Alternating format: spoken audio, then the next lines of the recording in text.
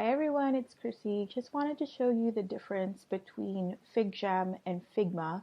And this page that you're seeing right now is actually on the iPad. So I'm opening it on the desktop side, but I use my finger to trace this square and just do like a preliminary wireframe for a prototype that I'm working on. So FigJam lets you easily work with groups of people. Same with Figma actually. I just find FigJam has a friendlier interface. For example, you can add stickers and you do have access to plugins. So for example, um, if you like someone's work, one of your team can drop a sticker. You can add text, so you just click on the T and then you can type. You can add sticky notes. It can be any color you like. Hello there. You can use the pencil,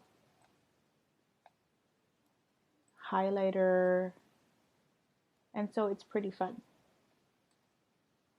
So this next screen is still FigJam. It's actually a whiteboard challenge that my group and I did in February. And so we had this layout copied from class. It's actually a laptop, as you can see. And here you can see the challenge and the constraints. So we were tasked to improve the Costco customer experience. And here's what we came up with. And there were four of us who worked on it. And obviously, these are all our solutions. So problem goal, we developed a persona with user needs. We had assumptions and ideas.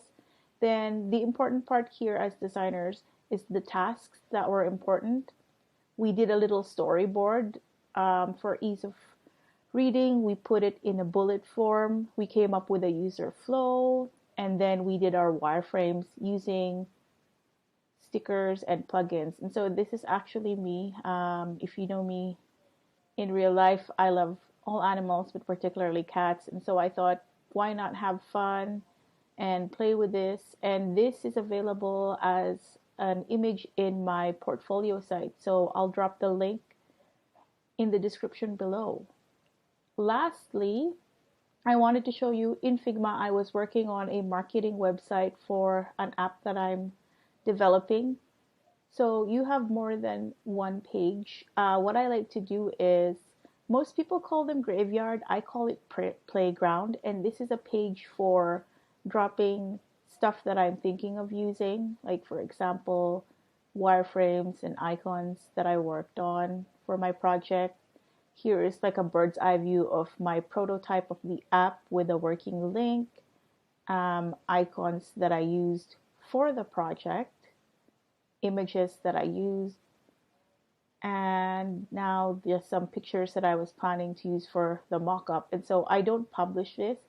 I instead publish a PDF slide version of the marketing website as part of a class submission. And it just explains my process. For example, my app is about simple self-care. So this is the mood and the colors, just some inspiration for the colors for the text and also the accents as well as the primary colors and seeing how the font works. So I did come up with a style guide and I'm showing the social icons used for the site.